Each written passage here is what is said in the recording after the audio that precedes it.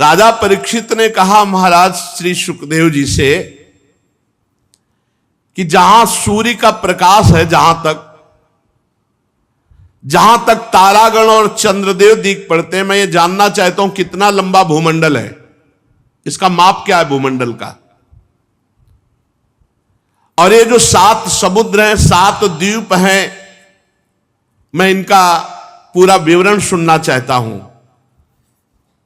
आप त्रिकालज्ञ हैं, परमहंस, ध्यान के द्वारा आप देखकर सब जानते हैं, आप कृपा करके बताइए।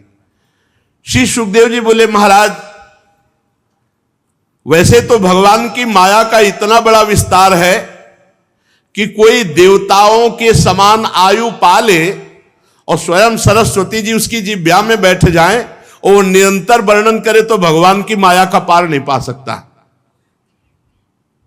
इसीलिए हम कुछ वर्णन करते हैं जो भगवान की रचित ये भूमंडल है। यहां सबसे पहला द्वीप है जम्बू द्वीप, जिसमें हम भारतवासी रह रहे। ये भूमंडल रूप जितना भूमंडल है इसमें 7 द्वीप हैं। उनका ये भीतरी कोश है जम्बू द्वीप। ये 1 लाख योजन गोलाकार है जम्बू द्वीप। जम्बू द्वीप गोलाकार है और 1 लाख योजन का है। 1 योजन 4 कोस, 1 लाख योजन का मतलब 4 लाख कोश। 4 लाख कोश का मतलब कितने किलोमीटर? 12 लाख किलोमीटर का जम्बू द्वीप है। तो क्या और देश ये सब जम्बू द्वीप में आ जाएंगे?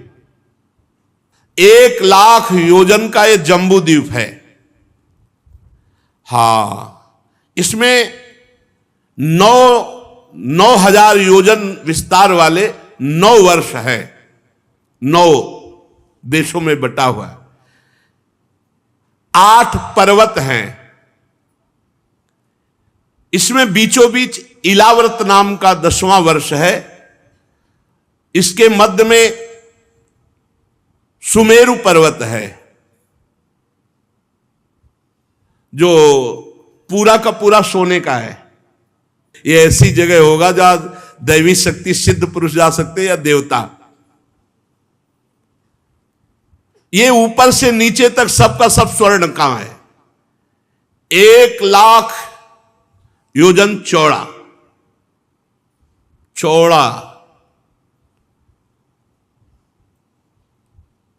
32 हजार योजन के शिखर अलग अलग है।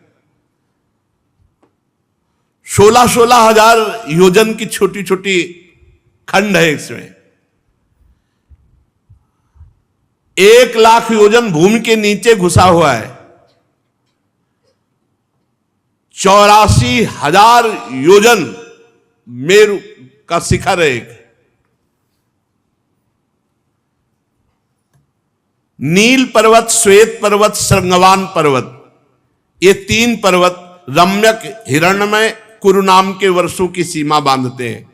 और ये खारे समुद्र के पास है, खारे समुद्र के समीप, मतलब जम्बू द्वीप में ही है, क्योंकि जम्बू द्वीप में ही खारा समुद्र है।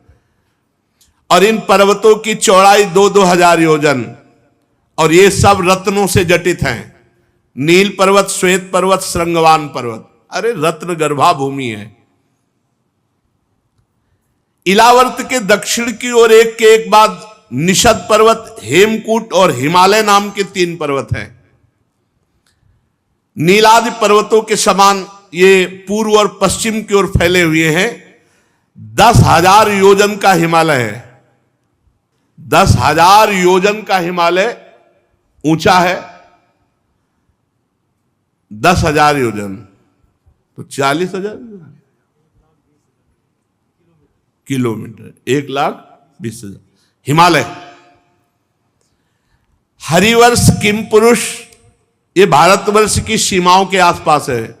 पहले नाम होगा, पता नहीं क्या नाम है इस समय। तो भारत की सीमा के आसपास, अब पता नहीं उस समय भारत की सीमा कहां तक थी।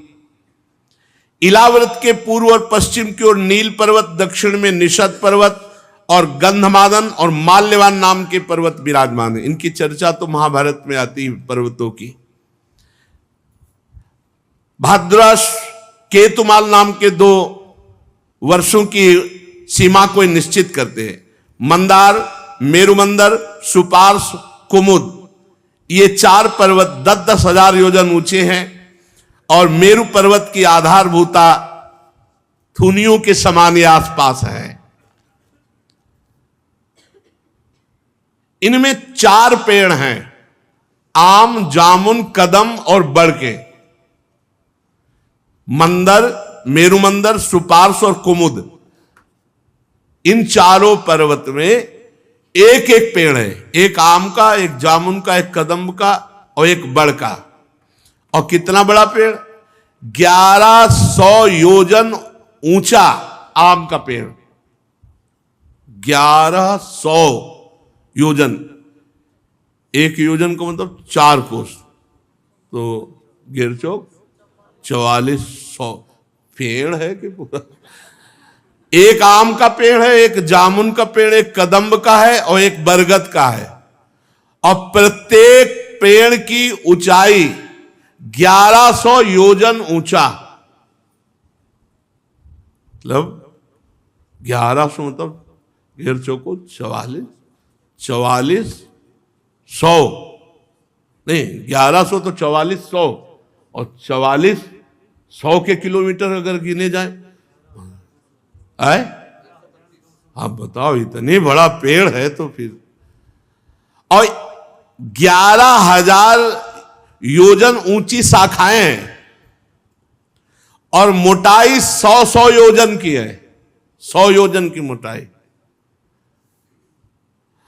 और इनसे धाराएं गिरती रहती है, दूध की, शहद की, ईख के रस की और शरबत की, मीठे जल की।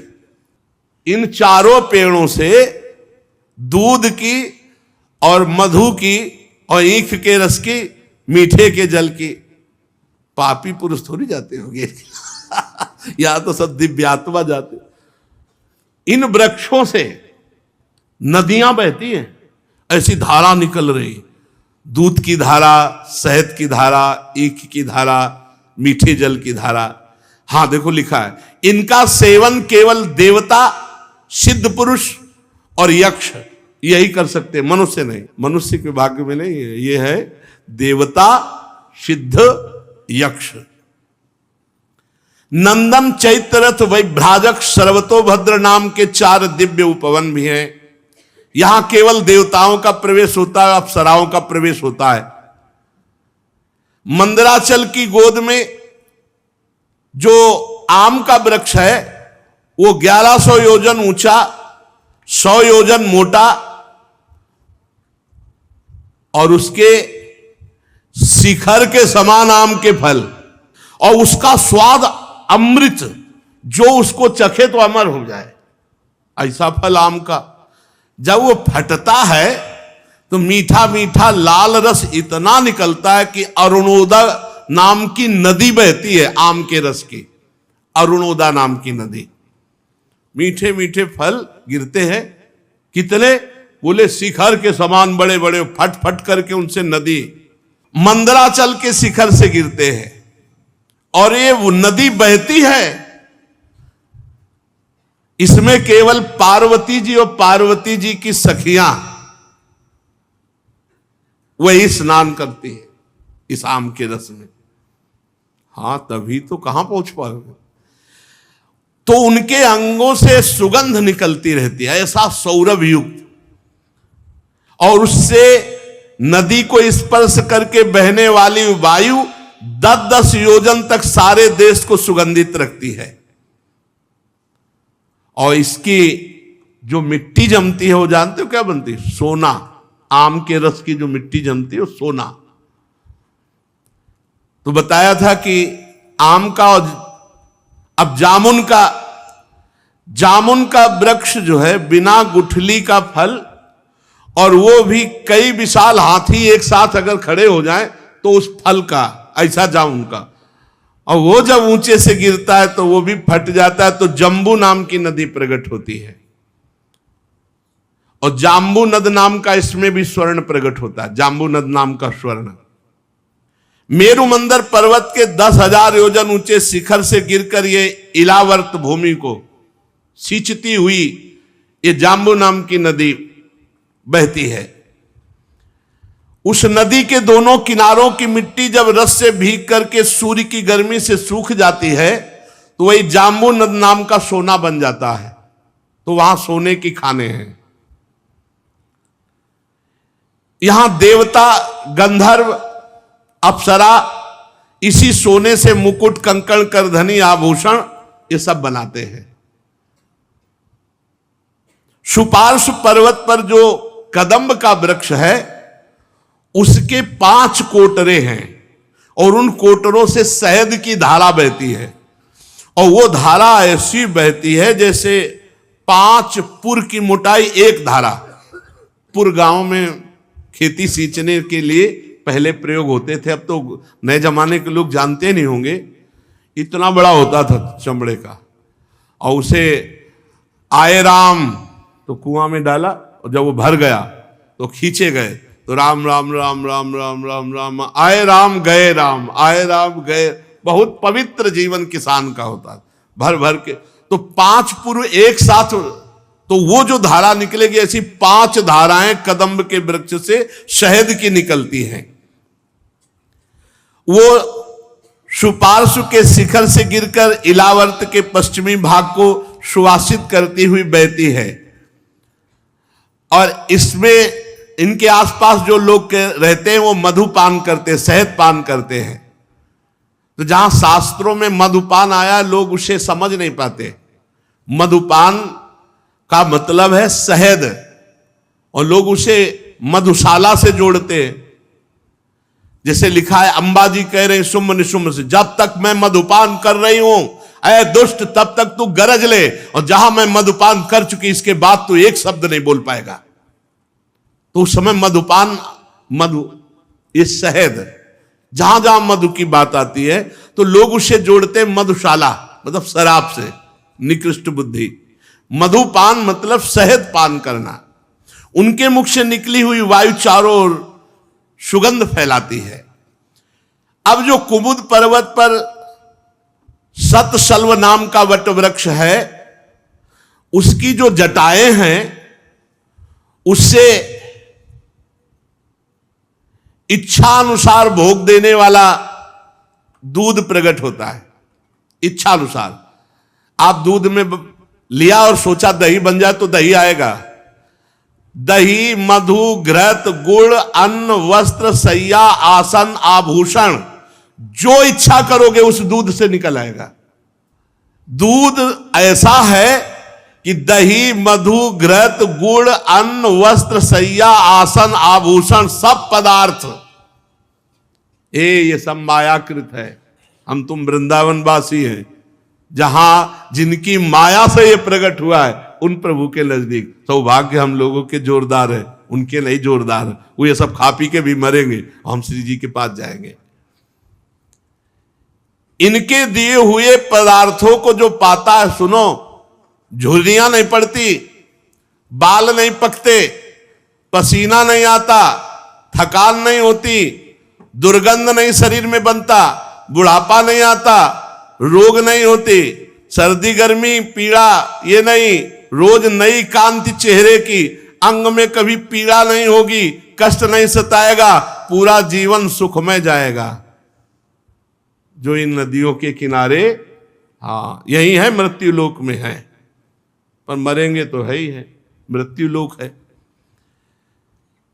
राजन, कमल कर्णिका के चारों ओर जैसे केसर होता है, ऐसे मेरु के मूल देश में कुरंग, कुरर, कुसुम, वैकंठ, त्रिकूट पर्वत, शिशिर, पतंग, रुचक, निषद, श्रीनिवास, कपिल, शंख, वैदूर्य, जारुद, हंस, ऋषभ, नाग, कालंजर पर्वत और नारद, ये 20 पर्वत सुमेर पर्वत के आसपास है। इसके सिवा जठर और देवकूट नाम के 2 पर्वत और हैं जो 18,000 योजन लंबे हैं। ये सब स्वर्णगिरी मेरु पर्वत के आसपास, इनके बीच में सुमेरु पर्वत जगमगाता है और सुमेरु के शिखर पर ब्रह्मा जी की बैठक है। ब्रह्मा जी की बैठक है, ऑफिस। ब्रह्मा जी बैठते सुमेरु के शिखर पर। चारों ओर सुमेरु के शिखर पर करोड़ योजन विस्तार वाली ब्रह्मा जी की बैठक है। करोड़ योजन, 1 करोड़ योजन के विस्तार वाली सुमेरु पर्वत पर ब्रह्मा जी की बैठक है। फिर उसके नीचे इंद्र की बैठक है, फिर उसके नीचे 8 लोकपालों की बैठक है। इस तरह से सुमेरु में इन बड़े बड़े महापुरुषों की बैठक है।